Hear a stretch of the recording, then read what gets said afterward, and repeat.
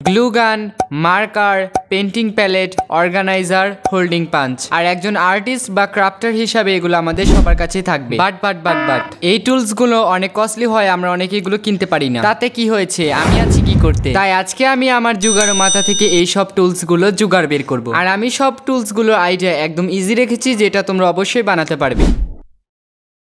এবং তার সাথে বলি, আমি যে জিনিসটা একবার বানাবো ওই জিনিসটা ডাবল কপি জুগার আইডিয়া দেব, মানে একটা টুলসের 2n আইডিয়া। চলো আর কথা না বাড়িয়ে ভিডিও স্টার্ট করা যাক।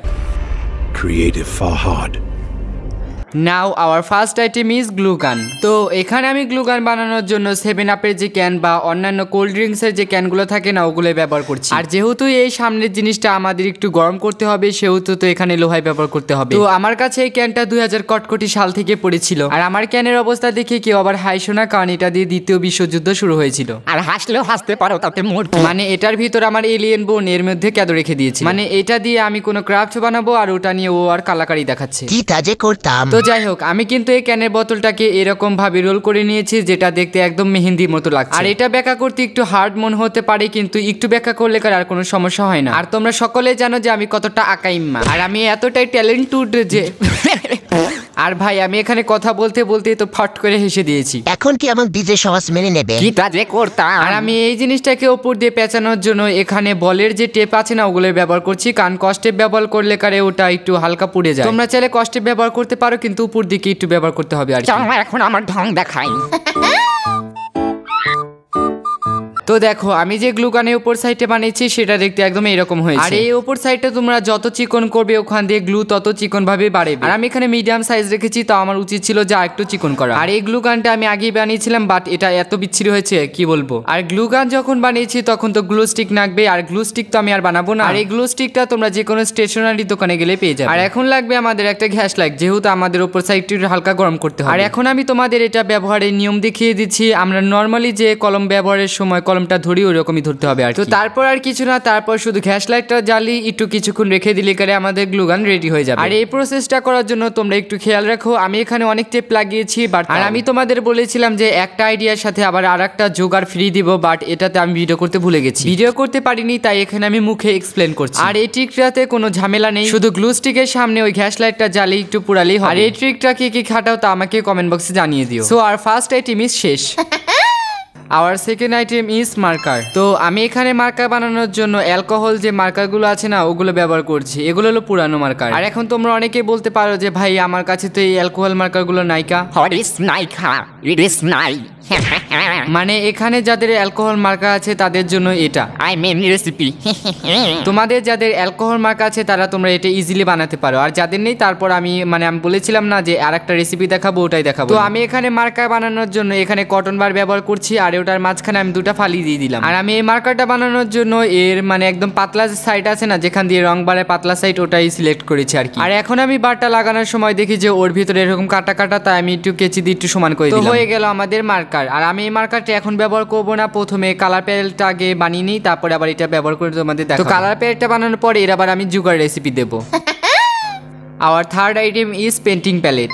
তো আমি এখানে পেন্টিং প্যালেট বানানোর জন্য এরকম একটা কাগজকে এরকম শেপে কেটে নিয়েছি, এবং ওই শেপ অনুযায়ী আমি একটা কার্ডবোর্ডকেও এরকম ভাবে কেটে নিয়েছি। আর এখন তোমাদের মধ্যে অনেকে বলতে পারে যে ভাইয়া পেন্টিং প্যালেটটা এত ছোট কেন। আসলে শুধু আমি এখানে একটু প্যালেট রাখছি না, এখানে প্যালেটের মধ্যে জানি রং রাখা যায় সেই ব্যবস্থাও করছি। আর এই জিনিসটার জন্য আমি এখানে ওষুধের যে এই ফাঁকা ফাঁকা কৌটাগুলো আছে না, ওগুলা ইউজ করছি। আর আমার উচিত ছিল যে এই ওষুধের কৌটাগুলো একটু বড় নেওয়া, কিন্তু আমার কাছে ছিল না, তাই ছোট তাই বানাচ্ছি। আর এখানে যত বড় এই ওষুধগুলো আর কি বলে, এটাকে খাপ বলে বা কি বলবো জানি না।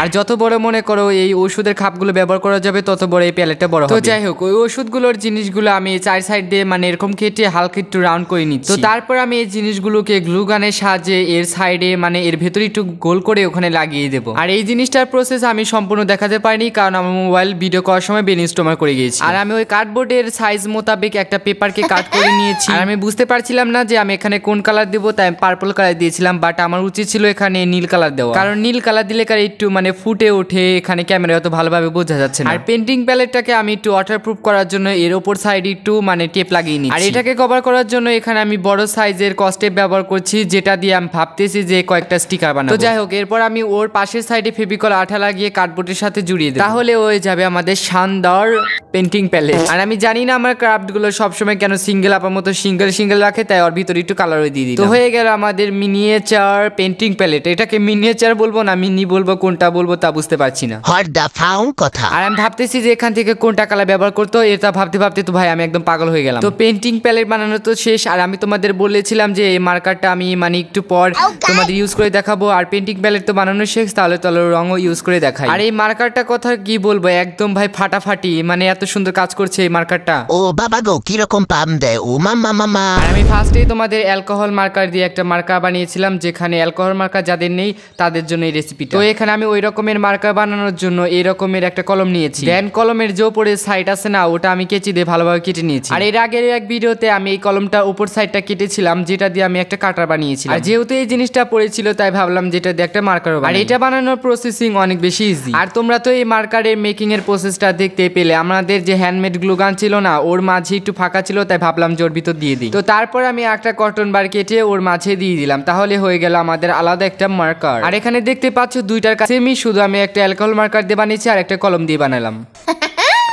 Hour fourth item is organiser. তো আমি এখানে অর্গানাইজার বানানোর জন্য এইরকম 15x15 সাইজের পেপার ইউজ করছি। যেহেতু আমার অনেক ছোট ছোট জিনিস ছড়িয়ে ছিটিয়ে থাকে, তাই ভাবলাম যে একটা অর্গানাইজার বানাই। আর তোমরা চাইলে এই পেপারের সাইজ ছোট বড় করতে পারো, তাহলে তোমাদের অর্গানাইজারটাও ছোট বড় হবে। আর তোমরা অনেকে মাপ বোঝো না, তাই এখানে আমি প্রুফ সহ একদম মাপ দেখিয়ে দিই। আর এই জিনিসটা বানানোর প্রসেসিং অনেক সহজ। তো ফার্স্টে আমি এখানে এক ভাঁজ একটা মানে দেখতে পেলে কি বলবে এটা, তো এখানে মূলত পেপারে একদিকে আমি ভাঁজ দিলাম, তারপরে আবার অপর দিকে ওই একই নিয়মে ভাঁজ দেব।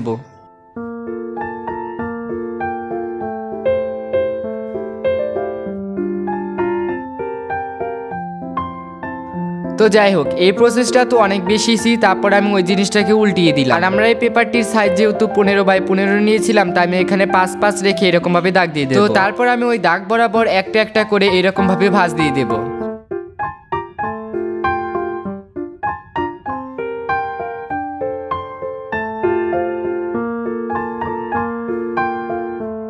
এবং তার সাথে ওই ভাঁজটাকে রিপিট করে আবার অন্য সাইডেও আমি ওইরকম ভাবে ভাঁজ দিই। আর আমি জানি না যে আমি কতটুকু ভাবে বুঝাতে পারছি, কিন্তু তোমরা তো বুঝতে পারছো তাই না। আর আমি এখানে ভিডিও প্লাস কথা দুটাই বলছি, তাহলে তো বুঝতেই পারবে। তো তারপর আমি জাস্ট দুইটা ঘর ফাঁকা রেখে এরকম সাইডে আবার মুচড়িয়ে দেব। আর এটাকে কিন্তু আবার রিপিট করতে হবে।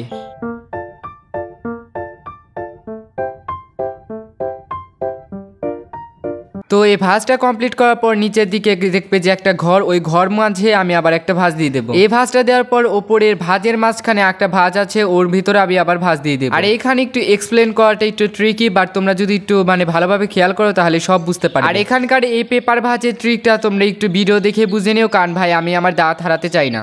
কি থাজে করতাম।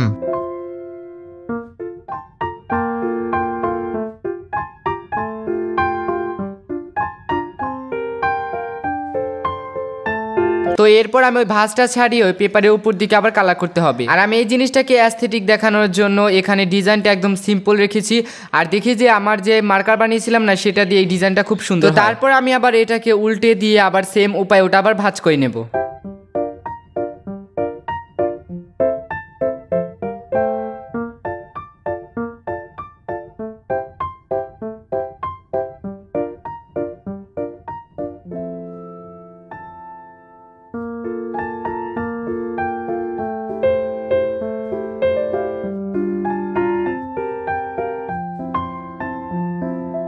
তো ওই সেম উপায়ে ভাঁজ করার পর আমি এখানে কিন্তু এগুলো দুটো বানিয়েছি। আর এখানে তো এখন এটাকে অনেক বেশি সুন্দর লাগছে, শুধু শুধু খালি পান। তো তারপর আমি ওর ব্যাক সাইডে আঠা লাগিয়ে দুইটাকে এরকম ভাবে ঝুলিয়ে দেব। কি বলবো, এটাকে দেখতে তো অনেকটা ঝুড়ির মতো লাগছে। তো আমার যেহেতু অনেক জিনিস ছড়িয়ে ছিটিয়ে থাকে, মানে ছোট ছোট জিনিসগুলো না রাখার জায়গা পাই না, আমি শুধু হারিয়ে ফেলি। আর ছোট ছোট জিনিস এখন খুঁজে পাচ্ছি না, ওগুলো কিন্তু হারিয়ে গেছে। তো আমার কাছে কিছু টেপ ছিল, কয়েকটা চাবি ছিল, আর একটা শুধু এই যে এই কি গোল্ডেন কালার যে একটা রং আছে না, শুধু আমার কাছে হারিয়ে যায়। ওইগুলো একদম জম্মের মতো এখানে রেখে দিলাম। তো আমাদের অর্গানাইজার বানানো শেষ।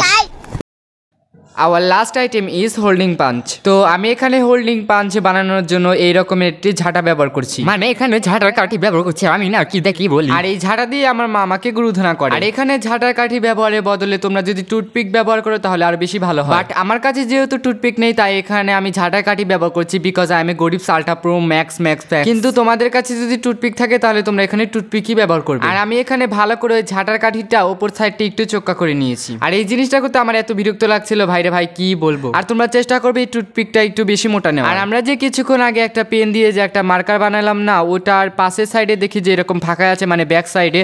তো ভাবলাম যে ওখানে ওই টুথপিকটা দিয়ে দিই। আর ওর ব্যাক সাইডে দেখি যে হালকা একটু মানে একটু ছিদ্র আছিল, ওই ছিদ্র দেখি যে একটু ছোট, তাই ভাবলাম যে ওখানে আবার কেচি দিয়ে একটু বড় ছিদ্র করি। আর তোমরা চেষ্টা করবে যে এই ছিদ্রকে একটু ছোট করার। ভাই আমি তো একদম বড় ছিদ্র বানিয়ে ফেলেছি। তো তারপর কি আমি আবার ওই যে বানানো গ্লু গান দিয়ে ওর ভিতর দিয়ে ওই জিনিসটা তারপরে হয়ে যাবে আমাদের হোল্ডিং পাঞ্চ। আর এই জিনিসটা কিন্তু তোমরা শুধু ছোট ছোট কাজে ব্যবহার করতে পারবে, বড় কাজে এটা ব্যবহার করা যাবে না। আর আমি ভাবতেছি যে এই জিনিসটা আমি আবার বানাবো, কারণ এটা একদম প্রপারলি কাজ করে না। আর এই জিনিসটা ছিদ্র করার জন্য মানে এখানে স্পঞ্জ লাগবে, বাট আমার কাছে স্পঞ্জ ছিল না, তাই ভাবলাম যে হাতের 2 আঙ্গুলের মাঝে ওটা দিয়ে দিই। মোটামুটি কাজ করছে, বাট অতটাও ভালো না। আমি ভাবছি যে আবার নতুন করে রিক্রিয়েট করব। আর ওই জিনিসটার আবার মানে double copy, I mean double idea বানানোর জন্য আমি ভাবলাম যে এখানে পেন্সিল ব্যবহার করি। পেন্সিল দিয়েও এটা কিন্তু একদম সেম কাজ করছিল। তোমরা ব্যবহার করবে এটা স্পঞ্জ। হয়ে গেল আমাদের হোল্ডিং পাঞ্চ। Creative Farhad.